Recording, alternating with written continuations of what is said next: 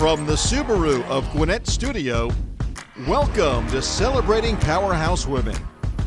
Celebrating Powerhouse Women is proudly presented by CAB Incorporated and Capital City Home Loans. And hello again, everybody, and welcome back to another inspiring episode of Celebrating Powerhouse Women here on Business RadioX. I am your host, Amanda Pierce, and this is the series that salutes and recognizes women leaders making an impact in our community. Today is my pleasure to introduce our guest, and you guys might know her throughout the community, Tracie Cason, who serves as the Superior Court Judge here in Gwinnett County, presiding over Division 2. Welcome, Your Honor. Thank you so much for having me, Amanda. You're welcome. And for men and women, it's both Your Honor, right? There's correct. No, okay. Yeah. So there's no difference in the gender. There's not. Well, while I want to pay homage to Tracie's role within the community as the Superior Court Judge, she has given me permission to call her Tracie throughout the remainder of the show. Of course. So Tracie handles felony and criminal cases, domestic and family law cases, and civil disputes. She has been for 3 years the judge here in Gwinnett, and also previous to that, she was a prosecutor for 18 years. So Tracie and I know each other through being active in the community of Gwinnett, and actually we enjoyed a very special gala last year together where we got to boogie on the dance floor. That's right, the Home of Hope. Home of Hope. Yes. Maureen, help me with the last name because I slaughtered Cornoa. Cornoa. She is also a powerhouse lady. She is, and she's actually my campaign chairperson. Very nice. Yes. That's why it's such a powerful campaign. Indeed. And I will say that she throws a dang good party, too. She really does. And we raised a lot of money that night. Mm-hmm. So we'll kind of circle back around into all the arms of community participation that you're in. But let's kind of start from the beginning. You and I were sharing before the show some commonalities that we have as far as our fur babies and enthusiasms. But for the listeners who don't know Tracie, let's kind of rewind back to where it all began. Okay. And I'll let you decide at what year mark that is. But I'm thinking maybe around 12. That's right. That's right. So, All right. I grew up in Dublin, Georgia, which is where my dad's family grew up. His family was from Lawrence County. And so I grew up in Dublin. And when I was in elementary school, we had a mock trial. And I fell in love with the law back then. And even though I was only a witness in that first mock trial, I was bitten. And some reason I knew I wanted to be a prosecutor. I loved that part of it. I loved the idea of protecting people. And so with a brief little thing of maybe I might want to be a math teacher a few years later, I always stuck with wanting to be a lawyer. In fact, I think one of my friends wrote in our senior yearbook that I was the only person that she knew that was, knew what they wanted to do. And I am very fortunate, I think, that I am one of those rare people that I've always known what I wanted to do. I'm doing it, and I love it. I just love it. You're leading a purpose-driven life. Absolutely. Do you remember that book? I do remember that book, yes. It's funny you said that about mock trials because I have not even thought back that far in high school, and that just totally brought back to life all of the debate, the mock trials, and etc. Right. Yeah. That's amazing that at that time you kind of got the bite, as you said, the spirit. So from there, kind of how did you navigate and pursue that passion and help manifest it into the career that you are in today? So I was, very fortunate to be raised in a family that it wasn't if you were going to college, it was where you were going to college. And honestly, that where wasn't even that much of a choice either, because my dad was a dog, and I had uncles that were dogs, and I had cousins that were dogs, and my sister. And of course, for those of you that maybe don't know, that's the University of Georgia, which is DAWGS. And, dogs. So I just always knew that's where I was going to go to school. And when I went there, I got involved in Phi Kappa Literary Society, got involved in student organizations there, majored in criminal justice. And I was like, whew, I better be a lawyer because it's either a lawyer or a cop with this major. And I loved the idea of law enforcement. I did not like the idea of running toward gunfires like Rick and I were just talking about earlier. I'm a little bit of a scaredy cat, and so I'm like, well, I'll just take care of it, after law enforcement has done their job. still having a very large impact. Right. And that's very interesting. I never thought running towards gunfire. Well, again, for those of you listening who might not be local, Tracie mentioned that she graduated from the University of Georgia. Go Dogs. Go Dogs. And also she went to Baylor University School of Law. And she lives very near Athens, where her and her husband enjoy spending many a Saturdays during the fall. Exactly. Kind of going back to that purpose-driven life.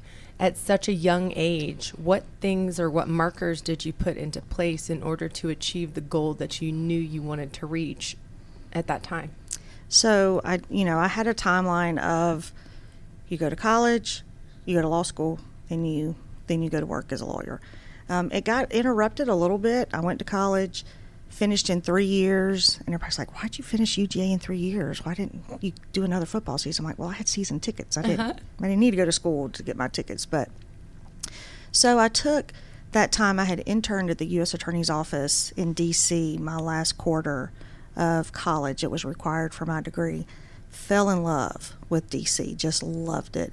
And so I ended up just taking kind of what people now call a gap year, between, some call it the gap year between high school and college, but I kind of did it between college and law school, and just moved back up to D.C., lived on the Hill. Oh. It was fantastic, lived right across from the Hart Senate building, and I just got a temp job, and I ended up working at the Smithsonian Castle, and in the Latin American program of all places, and I was the accountant, just not at all related to what I was doing. I mean, Right. I temped for a law firm for like a week, but Still experiential. exactly. I was like, growing up in Dublin, small town, it was just a nice experience, and I got to meet folks from all over the country.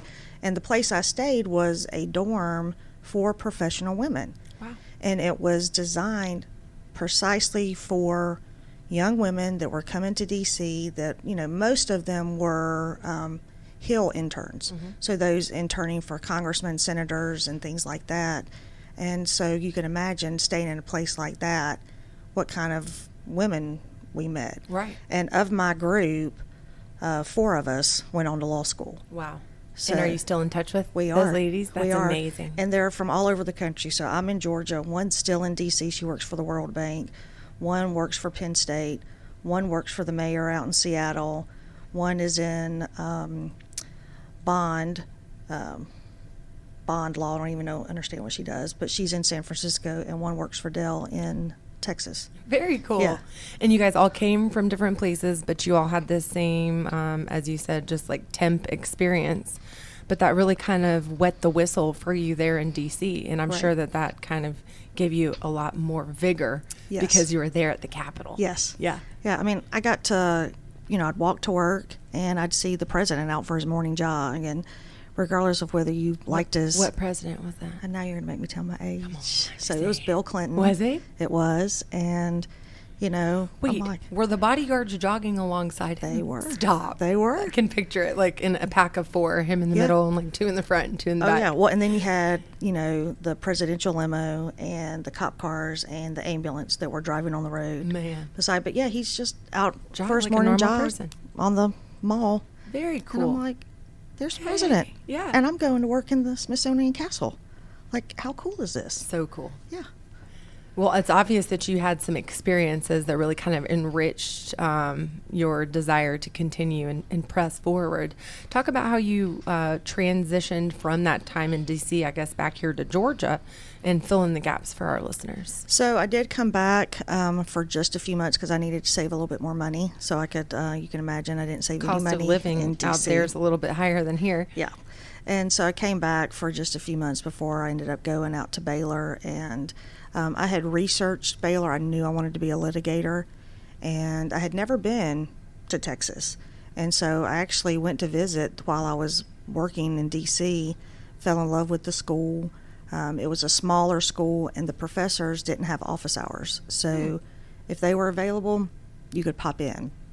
And it was just really nice. And they actually taught you how to practice law in addition to the normal law school curriculum. So it was just a really neat program that, you actually had to learn how to file a complaint or answer discovery or file discovery. And what was even nicer, and I didn't even know it until it was time to graduate, and it's just so appropriate for kind of this segment, is, this is back in the late 90s when I graduated. And obviously tons of progress had been made as far as equality and things like that. But right before we graduated, our associate dean, who was female, she and the other female professors took all of the graduating females out to lunch. And there were maybe, 10 or 12 of us, not a ton. And the reason they did that is they said, you're going to have a hard time finding mentors. And particularly you're going to have a hard time finding female mentors, which is really a sad kind of comment on women's relationships. But they're like, we're here. So you get out in the workforce and you need some advice, you need a listening ear. That's what we're here for. And so it was just neat to have that resource. Exactly. Network of resources. That is true. And a lot of Powerhouse ladies whom I've had the pleasure of interviewing before you have shared something very similar about the dynamic of women in the professional world and personal world. And I would agree, it is very, it's essential to have a network or have your tribe of resources and friends if they are friends, but also people that you can trust and kind of lean on for their expertise as well. Right. And while I don't believe that all things are gender specific, I do believe that there's a certain alliance between, like you said, women in those roles. Right. So within that group, and you mentioned the word mentor, how many people do you still remain in contact with, if not them all? And who out of that group would you say made an impact most greatly to you? So it's funny, I don't remain in contact with really any of those folks from law school, just because moving back to Georgia right after law school, you kind of lose that connection. I will say I actually had a very good mentor when I was in the Dublin DA's office, and it was a man because there weren't any other females there. And I think that's that can be typical. And again, it's a kind of an unfortunate commentary that, and we need to change it, is that professional women don't do a good enough job of mentoring other professional women. We've got to make sure, we understand that when all of us make progress, or when one of us makes progress, we all make progress. And, but I had just, a great mentor when I was in Dublin. He taught me stuff, but he also gave me my wings to fly on my own and to do my own thing, and which I think we babysit maybe young lawyers a little bit more today than we need to, which I saw when I was with the DA's office, because my first trial, they're like, okay, we're going to sit with you and we'll be right here, and we got the jury, we selected the jury, and then all of a sudden I'm looking around and I'm like, where'd they go? And so there I was trying my case, which you've got to do that. I mean, you need some training, but you've also got to be pushed out so you can do your thing and learn. And it was just the best way to learn. And develop your own rhythm. Exactly. Because what you have seen, I'm sure you saw many examples in being in the court of people that served in your exact same role, and they were a depiction of what you did not want to be, or the way you did not want to rule. You were so kind to stay and entertain me with this show immediately after one that you were just hosted on. So I know you've been speaking for a while, but I got to catch the tail end of your show with Rick Strawn, which is Case in Point, every other Wednesday here on Gwinnett Business RadioX. And you mentioned that you have a skill that is very important in the courtroom, and it is that of being a great listener. Is that a skill that you were born with, or is that something that you had to develop throughout your personal awareness journey, or throughout kind of sitting in that role? I think if you probably had asked my mother, she would have said I probably wasn't a good listener. Although, let me be clear, I was a nerd and I was a good child. But no, I think as a friend, I tended to be that one that folks would come to, that my friends would come to and say, hey, I've got this issue, or can you help me out with this problem? And so I think even early on, I was that person that was willing to listen and to offer advice, and that kind of kept going when I was with the DA's office, I'd have several friends or individuals that I was supervising that they would come and share personal issues and say, you know, this is what I've got going on, and can you help me out with that? And I would try to, you know, just listen and give them my perspective, and you've got to have that as a judge. You really do. I mean, you need it as a prosecutor, obviously, but that is the critical, I think, skill for a judge, is to make sure that we are listening and hearing. And you've got to do both. You've got to listen and then actually hear and process what people are saying. Right. And that's absolutely critical for them having trust in the system. Because if they're heard, then they feel seen. And that it's fair. Right. Right. And through the process, obviously, it is our judicial system. It is their right to be heard. That's and correct. it is your responsibility to receive that information. Indeed. And like you said, digest it. I don't think I would be good at what you do, Tracie, A, because I'm not that great of a listener as opposed to a chatter. But B, also, I think it would be hard to kind of receive the information that you receive and be able to give an unbiased ruling. Share with me, just out of curiosity, and then I'll get out of the courtroom because you live in it all day. Right. When you have to make a decision or a ruling, how are you able to kind of field the things that you hear? And I'm going to use a strong word. It might not be appropriate, but compartmentalize, is that maybe the right word? Because you're hearing all kinds of radical things, and you are forced to make a decision based on the information that is presented to you. But where do you kind of help me understand your thinking throughout that process? Because sometimes you can't just rely on logic. Sometimes you have to take your emotion completely out of the situation in order to rule fairly. What goes on in your mind when you're coming to these decisions? Yeah, and I think you did hit on it. You do have to compartmentalize, and it doesn't mean that I don't have a personal opinion about whatever situation is in front of me, because I'm human, of course I do.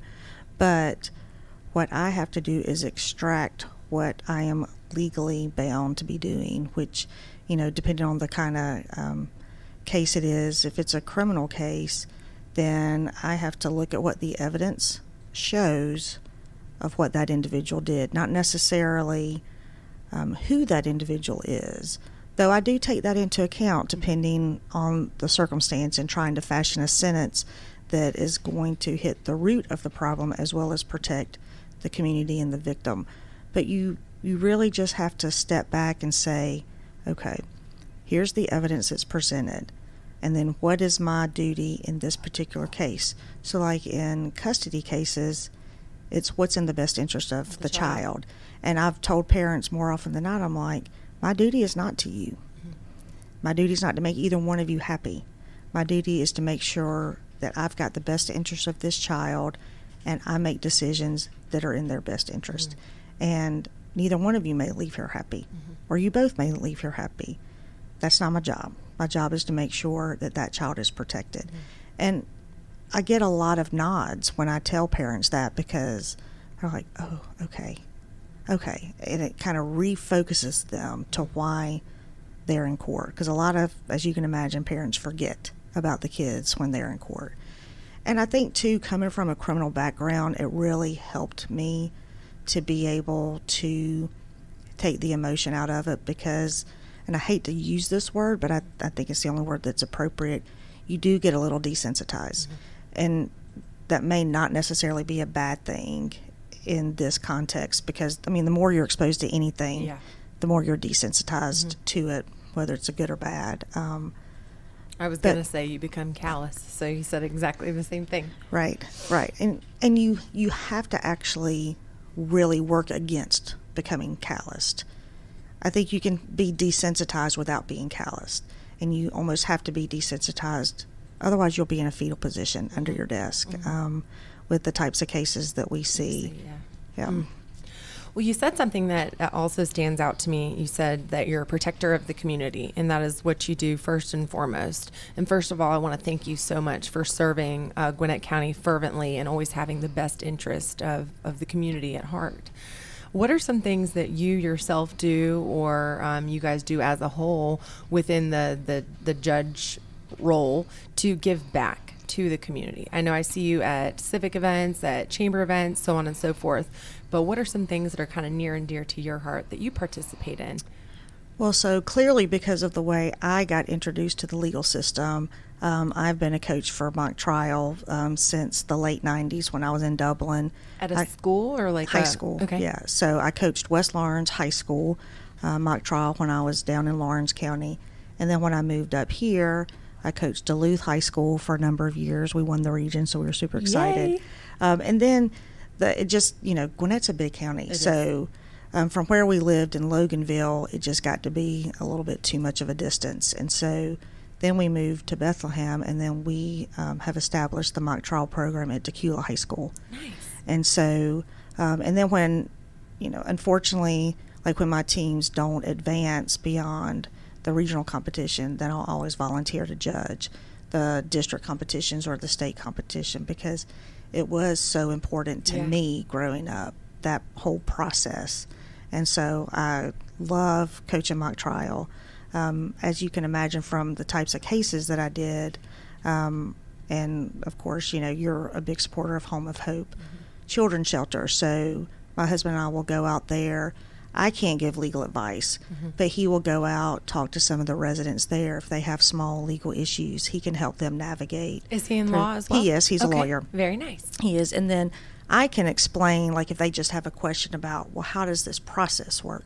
Then I can explain the judicial process or how the case may work its way through the system, because I can't give advice. Right. But we try to give back in that, because as you can probably imagine, the mothers of these children often have some legal obstacles that they need to get out of the way in order to be able to advance their life and their goals and that thing. Very neat. I didn't think about that, but that makes total sense. As far as the mock trial coaching, I bet that just kind of ignites a fire within you when you sit there and you remember being on the other side and being inspired as a youngster. So, and I know you can't be biased. Never can you be biased. But just out of curiosity, based on all the mock trials that you coach, have you seen anybody similar to yourself that you saw right then? You're like, oh, they've got it. They're going to go for it. And you know that they have a bright future in a realm of sorts? Oh, absolutely. So we have two students right now in Tequila.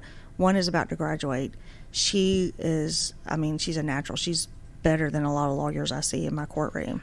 And we're so excited because she just got a full ride to Princeton. Oh, and nice. She wants to go into law. So they're the Tigers, excited. Aren't they?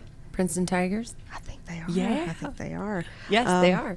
And then we've got another student that she's about to be a junior, and she is amazing and wants to go into law, so I can't wait to see what the next couple of years.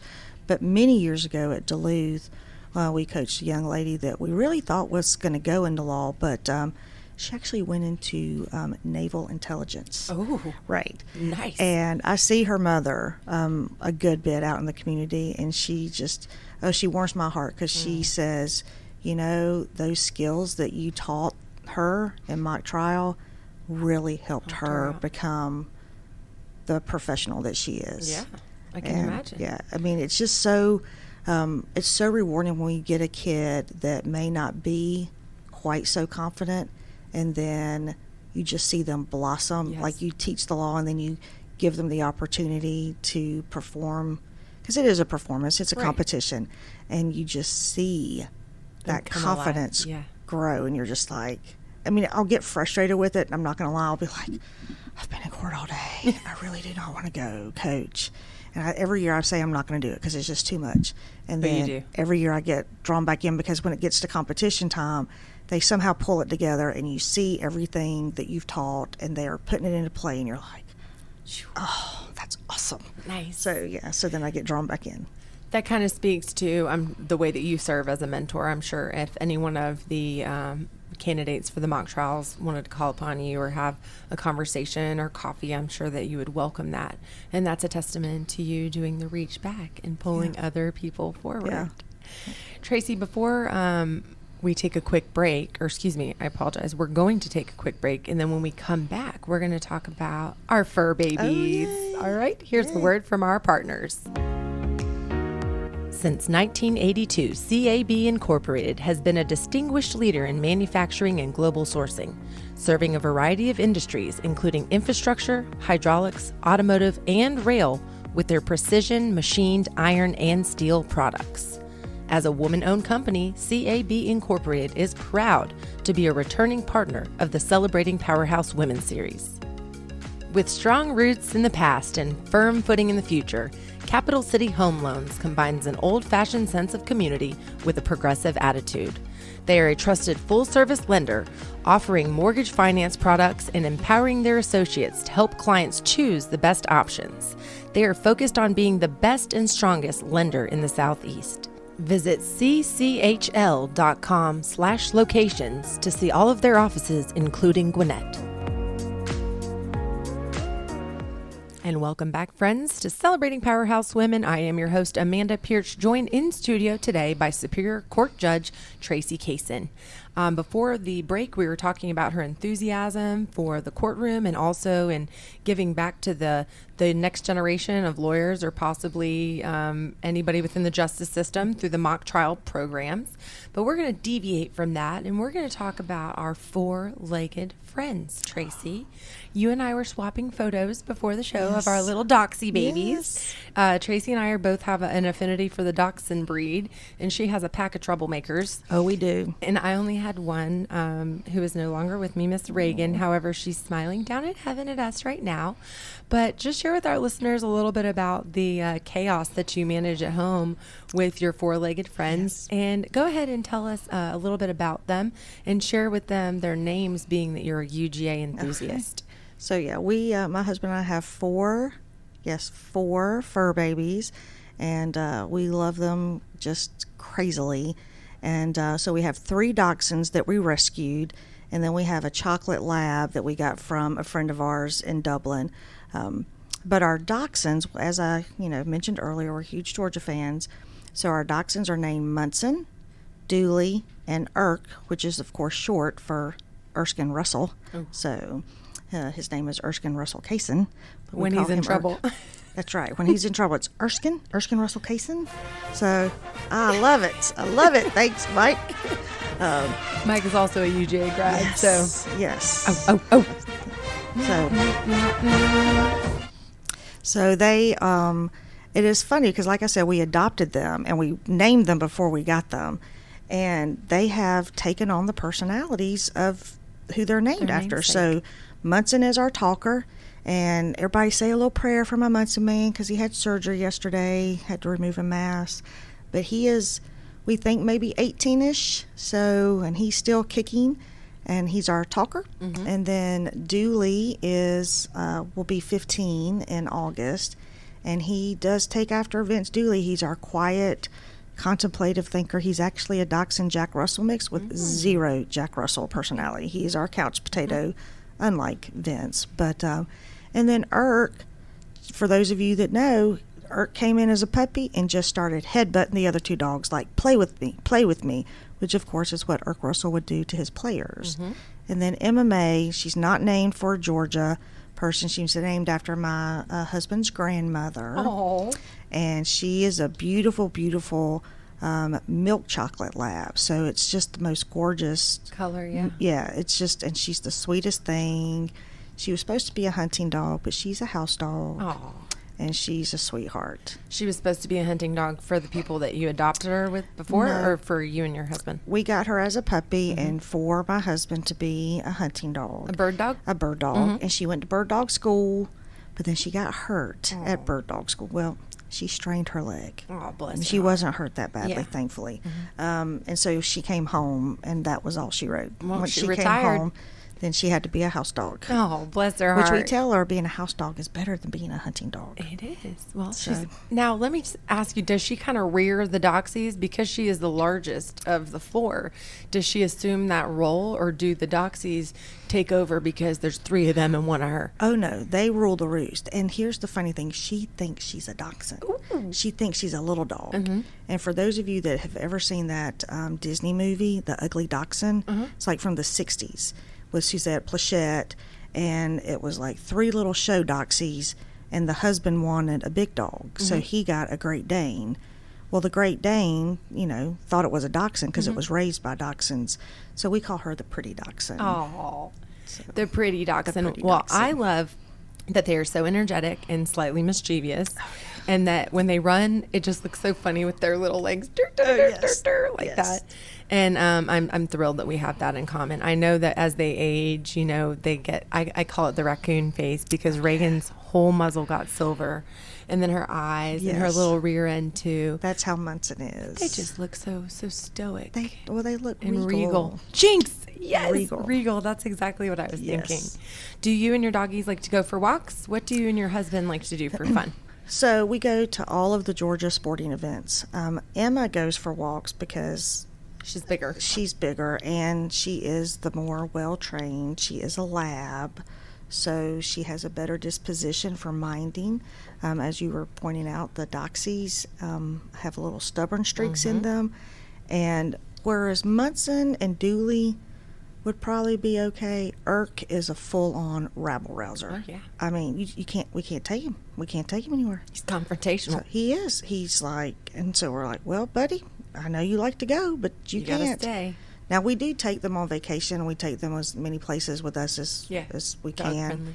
Because we don't like to leave them. No. And thankfully, we have a dog sitter that will come stay with them, so we don't have to board them. Oh, thank goodness. I rarely boarded Reagan, only in her youth a couple times, and at the place that she's been groomed for over a decade. But leaving them is very hard. They're our babies. Well, thank you for allowing me to get to know a little bit of the personal side of you. I wanted to share, because we are on a podcast, I turned to podcasting to learn about individuals and for personal growth and development, and just for entertainment sometimes. What are some podcasts that you enjoy listening to, or some books? I know you don't probably have too much time to read recreationally, but just some things that Tracie enjoys outside of the courtroom. So I don't listen to a ton of podcasts, although my husband and I did listen to the Red Clay series about the Dixie Mafia and that kind of whole thing that, wrapped Georgia, North Carolina, South Carolina back in the 60s. But honestly, when I have free time as far as reading, I like fiction. I like Mary Kay Andrews, who is a Georgia native. She used to write for the AJC, and she lives in Savannah, so she writes a lot of her books around Savannah, Tybee, and they're just fun, the beach read type books, because everything we deal with in our work is so heavy. You want to just relax your mind. When I relax, it's, Big Bang Theory that's just funny and silly. Yes. Yep. I feel you 100%. Sometimes you have to just totally detach so that you can stay refreshed in order to serve in the way that you do. Yeah, absolutely. If you were to give some young ladies, because we're speaking specifically about the ladies, advice who are kind of heading into their professional development and career, what are some things that you would kind of leave with our listeners about your progression to success? I would say, know your goals and know the path that you want to take. I was very specific in that I wanted to develop my career before I thought about having a relationship or having a family. And I was very intentional about that. And so, be intentional about what your plan is, and understand that where you may have folks that will help you, you've got to stand up for yourself. And a lot of women have a hard time doing that. And the ones that do sometimes get criticized for being bossy or other words. And we've got to make sure that we're teaching our young women to stand up for themselves, but also to do it in a way that's non-offensive. And some people may be like, that's offensive. But we all have to live in this world. And if you try to throw something in somebody's face and force something on them, it's the biggest way for them to put up a wall and for you not to get what you want. And that's not to say that you cave or you compromise, but you need to make sure that you're being intentional and you're being forceful in a non-offensive way, because the ultimate goal is to get what you want. And you need to figure out the way to do that. Speaking from a personal, I'm asking you from a personal development standpoint. I experience that sometimes with my delivery What advice would you give, or what things would you say are crucial to making sure that your message is heard, that you're representing yourself strong and well, but without being viewed so overbearing or forward or offensive or the other words? What are some pointers that you'd give specifically someone like me?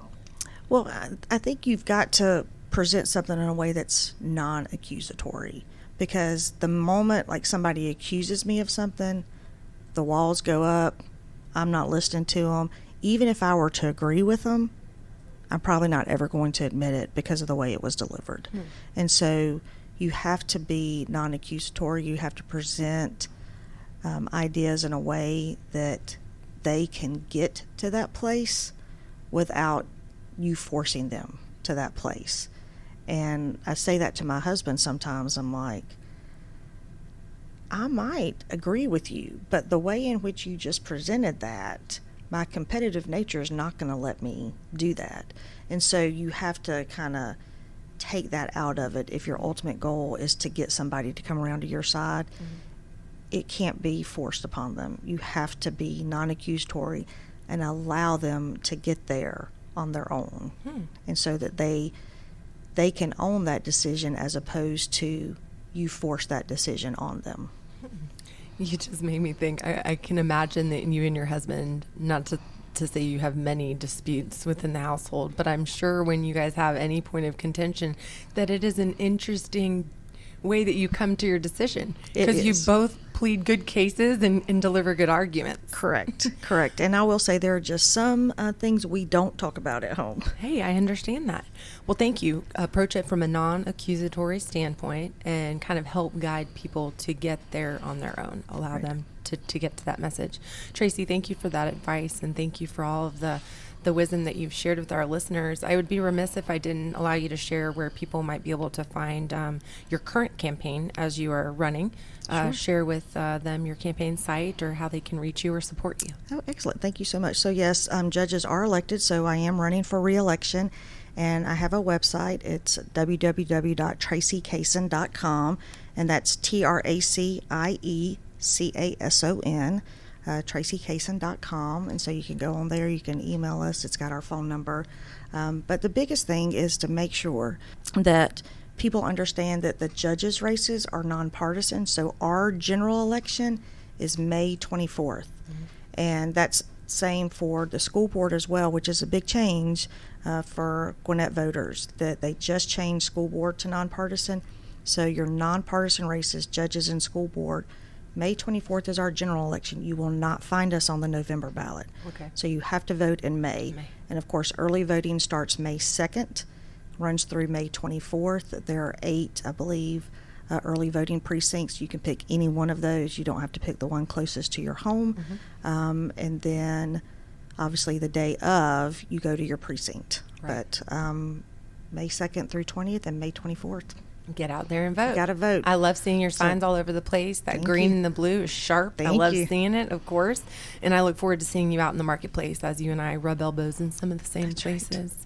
Again, thank you for joining us, Tracie. I've been speaking with Superior Court Judge here in Gwinnett County, Tracie Cason, and she is absolutely a powerhouse woman. Go dogs. Go dogs. We are red and black up in here.